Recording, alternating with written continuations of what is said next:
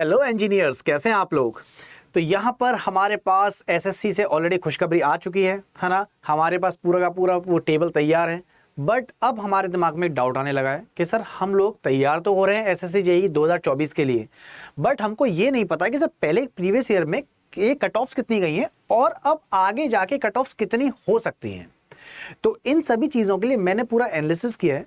Even मैंने graphs वाले part में मेंशन कर रखा है कि पहले सालों में आपकी जो कट ऑफ्स गई हैं सिविल के लिए, इलेक्ट्रिकल के लिए, मैकेनिकल के लिए कितनी कितनी गई हैं और अब आने वाले टाइम पर वो क्या हो सकती है।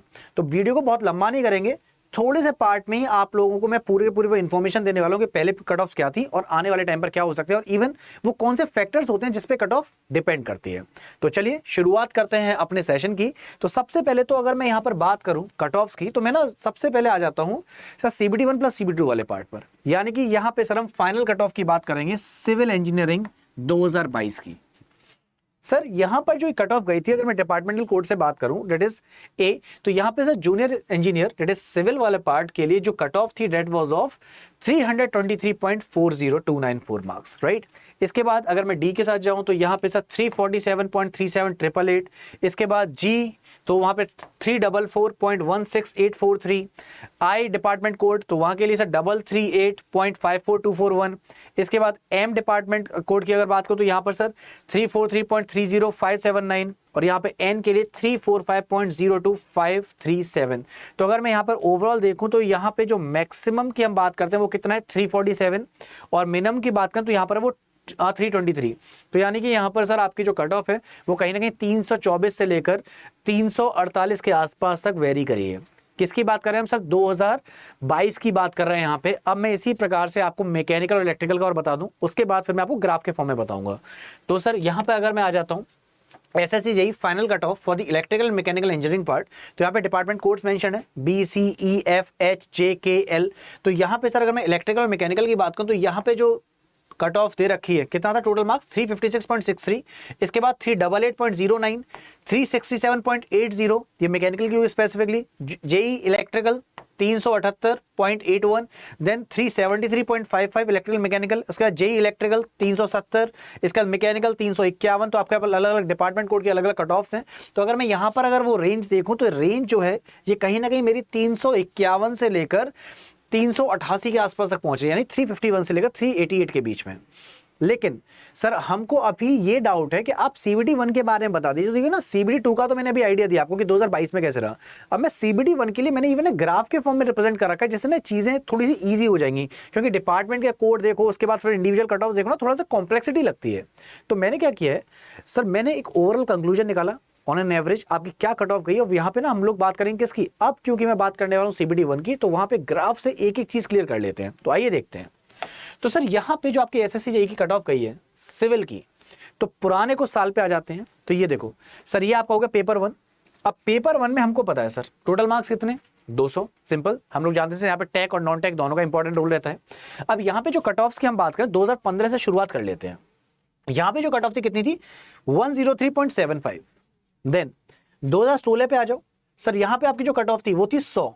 इसके बाद 2017 में 117, इसके बाद 2018 में 127, इसके बाद 2019 में 123। लेकिन मैं सर अगर 127 कह रहा हूं ना तो ये भी नाइंसाफी होगी, क्योंकि कुछ बच्चे वो वाले भी होंगे जहां पे सर 127 के अगर 0.2 भी है 0.3 भी है तो सर वो यहाँ पर कहीं ना कहीं गुस्सा होंगे। तो इसलिए मुझे यहाँ पे एग्जैक्टली बताना पड़ेगा वो क्या था 127.4। एक बार कोई 128 कह दूं तो चलेगा, बट 127 कहना गलत होगा, राइट। तो सिमिलरली 123.53 और 2020 की बात कर लें तो 120.02। अब क्या आपको यहाँ पे कुछ एक ट्रेंड दिखाई दिया? सब मुझे तो नहीं समझ में आया, क्योंकि सर अगर 2015 में गया था तो 103.75, इसके बाद वो 100। तो ग्राफ वाला पार्ट देख रहे हैं कहीं ना कहीं सर कम हुआ। उसके बाद फिर कट ऑफ बढ़ी 117, 17 नंबर बढ़ गए। उसके बाद सर 10 नंबर और बढ़े, बल्कि 18 कहूँगा 128। उसके बाद थोड़ा सा कम हुआ 123, उसके बाद थोड़ा कम हुआ 120। और इस बार का हमने पेपर देखा ही है ना। सो अगर मैं इस वाले के पेपर की बात करूं तो इस बार का जो पेपर था वो कहीं ना कहीं सर मॉडरेट टू हार्ड वाले पार्ट पे जाएगा, है ना। तो यहाँ पे सर अगर हम लोग ट्रेंड देखें तो ऐसा कोई वो ट्रेंड नहीं कि हमेशा कट ऑफ बढ़ ही रही है या फिर घट ही रही है। इसी हिसाब से सर इलेक्ट्रिकल पार्ट पे भी आ जाते हैं। तो इलेक्ट्रिकल मैकेनिकल वालों के लिए क्या सीन है, तो यहाँ पे सर अगर मैं इलेक्ट्रिकल और मैकेनिकल इंजीनियरिंग की बात करूँ तो 2015 में जो कट ऑफ गई थी वो थी 131। इसके बाद 2016 में 115, 2017 में 136.25, इसके बाद 2018 में 152.16, 2019 में 157.47, उसके बाद 2020 में 141.59। अब क्या यहाँ पे मुझे कोई स्पेसिफिक ट्रेंड देखा? सर यहाँ पे देखो 131 के बाद 115, सर 15 नंबर ऑलमोस्ट कम हुए, है ना, 16। इसके बाद सर अगेन यहाँ पर सर इंक्रीमेंट हो गया और ये पहले से भी ज़्यादा था, वहाँ पे 131 गई थी कट ऑफ, यहाँ पे 136 हो गई, उसका सर बढ़ी 152 तक पहुंच गई। अब यहाँ पे सर कहाँ तो 115 था, कहाँ 152 पहुंच गया। तो देख रहे हैं कहीं भी ऐसा हम लोग ना पहले से प्रेडिक्ट नहीं कर सकते कि अरे इस बार कट ऑफ ये चली जाएगी। तो ये कौन से फैक्टर्स हैं जिस पर डिपेंडेंट होती हैं, तो ये फैक्टर्स भी अभी मैं डिस्कस करूंगा। 152 के बाद सर 157, फिर पता लगा एकदम से डिक्लाइन किया 141। तो यहाँ पे सर अगर हम लोग पहले से एनालिसिस करने की कोशिश करें कि इस बार ऐसा हो सकता है, इस बार ऐसा हो सकता है, तो सर अनप्रेडिक्टेबल है ना। तो इट टोटली डिपेंड्स कि आप वहां पर कितने कैंडिडेट्स हैं जो एग्जामिनेशन दे रहे हैं, साथ में पेपर का लेवल कैसा था, और सर एक और इंपॉर्टेंट चीज कि आप सर कितने कैंडिडेट्स हैं, पेपर का लेवल कैसा है। ये दो मेन फैक्टर तो हैं ही, लेकिन हर बार ऐसा नहीं होता है सर। जैसे स्टार्टिंग में होता था पेपर थोड़े से इजी आ रहे हैं तो हम लोग भी लाइटली पढ़ ले रहे हैं। अब सर सबके सब बच्चे मेहनत भी कर रहे हैं, है ना। अब मान लो कि उन्होंने पेपर का लेवल भी हाई भी रखा, लेकिन बच्चे ज़्यादा मेहनत कर रहे हैं तो उनका स्कोर, एवरेज जो स्कोर है वो अच्छा चला गया। तो इसका चक्कर में सर यहाँ पे अब कट ऑफ भी वेरी करती है। तो अब मैं आपको फैक्टर्स बता दूँ कौन कौन से वो फैक्टर्स होते हैं। तो सबसे पहला factor difficulty of the paper. अब देखो पेपर ज़्यादा डिफिकल्ट रहेगा तो सिंपल सी बात है सर कट ऑफ कहीं ना कहीं कम करी जाएगी, है ना। सो कट ऑफ कहीं ना कहीं कम होगी। लेकिन सर अगर मैं नंबर ऑफ कैंडिडेट्स की बात करूं, अब जरा सोचो कि नंबर ऑफ कैंडिडेट्स कम है, वैकेंसीज ज़्यादा है, तो सर सिंपल सी बात कट ऑफ सर यहाँ पे क्या रहेगी, कम हो जाएगी। लेकिन सर पेपर का लेवल ज़्यादा था, है ना, अब नंबर ऑफ कैंडिडेट्स कम है, तो इट टोटली डिपेंड्स ना, ये सारे के सारे फैक्टर्स मैटर करेंगे। तो difficulty of the level of the paper की बात करें तो cut off marks will be lower if the difficulty level is high. जैसा कि मैंने बोला number of candidates also affect the cut off marks. जैसे कि ज्यादा कैंडिडेट्स अगर अप्लाई करते हैं, कॉम्पिटिशन लेवल जो है वो आपका हायर लेवल पे जाएगा, राइट। लोग ज्यादा, सिंपल सी बात, ओवर पॉपुलेशन वाले पार्ट से लिंक करके देख लो, पॉपुलेशन ज्यादा है सर, उसी चक्कर में तो अभी इतने टिपिकल एग्जामिनेशन हो रहे हैं। एक टाइम था आपको पता था कि इजीली जॉब मिल जाती थी, और अभी हमने देखा रिसेंट पेपर 2023 की बात कर लेते हैं, था ना डिफिकल्ट। सो यस, इसके बाद टोटल नंबर ऑफ वैकेंसीज। अब sir total number of vacancies कौन सी हैं, ये भी बड़ा इंपॉर्टेंट फैक्टर है ना, क्योंकि सर अगर वैकेंसीज कम है तो कंपटीशन ऑब्वियस ही बात है ज्यादा है। और सबसे इंपॉर्टेंट चीज आती है ये फैक्टर, क्योंकि हम लोग ज्यादातर ना इस फैक्टर को नकार देते हैं।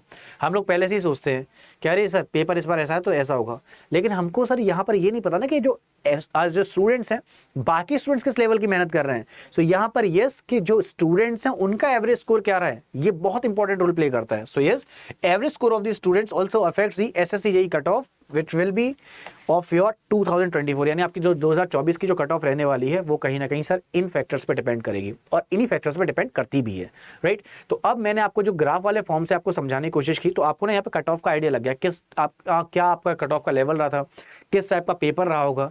तो हम लोग अभी से एसएससी जेईई की अब तैयारी करना स्टार्ट कर देंगे, लेकिन हम लोग ज़्यादा लाइटली नहीं लेंगे। हम लोग ना उन ट्रेंड्स को भी देखेंगे, प्रीवियस ईयर के क्वेश्चंस भी देखेंगे, किस टाइप के क्वेश्चंस में पैटर्न में चेंज आया है।